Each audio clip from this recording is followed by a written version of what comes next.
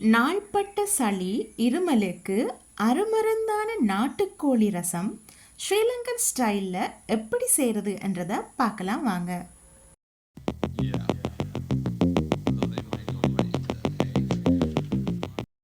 துளியும் எண்ணெய் யூஸ் பண்ணாமலுக்கு செய்ய போகிற இந்த ரசத்துக்கு தேவையான பொருட்கள்: சின்ன சீரகம் 2 டீஸ்பூன், பெரும் சீரகம் அரை டீஸ்பூன், கொத்தமல்லி 5 டீஸ்பூன், மிளகு 2 டீஸ்பூன், கொஞ்சமாக சின்ன வெங்காயம் ஒரு 7 பூடு, சின்னதாக ஒரு இஞ்சி துண்டு, கருவேப்பிலை, கொட்டைப்பாக்கு சைஸ் அளவுக்கு புளி, 3 காய்ந்த மிளகாய்.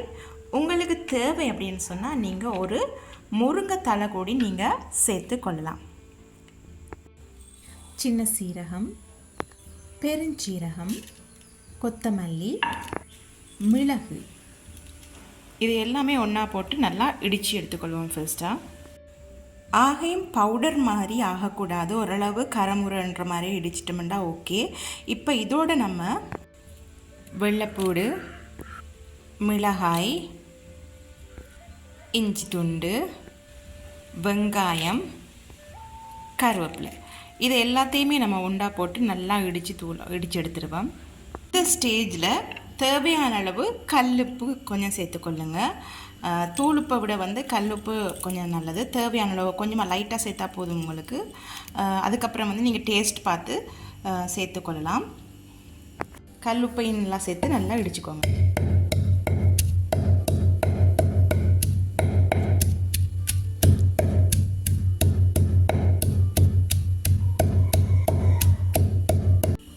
அரை கிலோவுக்கு கொஞ்சம் குறைவாக நாட்டுக்கோழி எலும்பு எனக்கு கிடைச்சிருக்கு. இந்த எலும்போட 3 கப் தண்ணி ஊற்றிக்கொள்ளுங்க.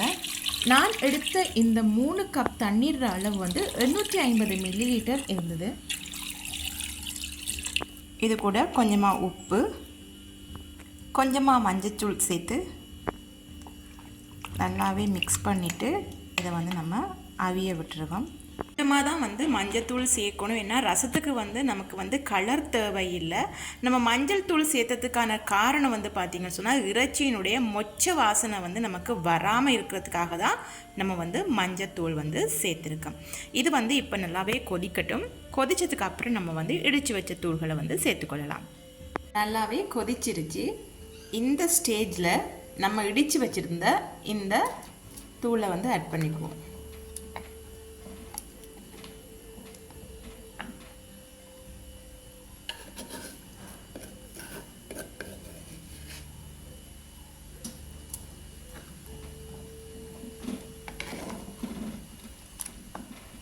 இதை ஆட் பண்ணிவிட்டு ஒரு 5 மினிட்ஸ் திரும்ப நல்லா கொதிக்க விட்டுருங்க.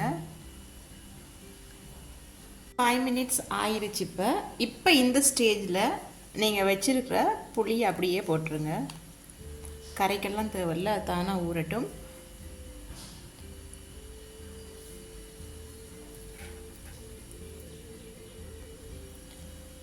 புளி போட்டு ஒரு 2 நிமிஷத்துக்கு அப்புறமா உங்களுக்கு தேவையாக இருந்தால் நீங்கள் இந்த முருங்கைத்தலையில் சேர்த்துக்கொள்ளலாம். இன்னும் கொஞ்சம் நல்லா வாசமாக இருக்கும்.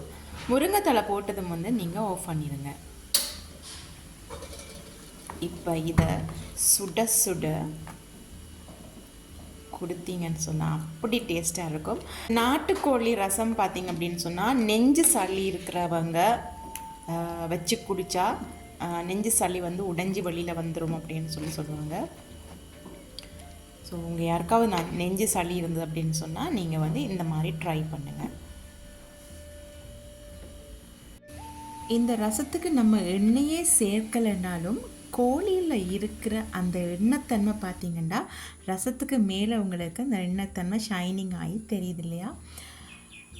ஸோ எண்ணெய் நீங்கள் அதிகமாக சேர்க்காதீங்க. எண்ணெய் சேர்க்கறதுனால நமக்கு வேறு வேறு வருத்தங்கள் வரக்கூடும். எண்ணெயை இயன்ற அளவு நீங்கள் தவிர்க்கிறது நல்லது.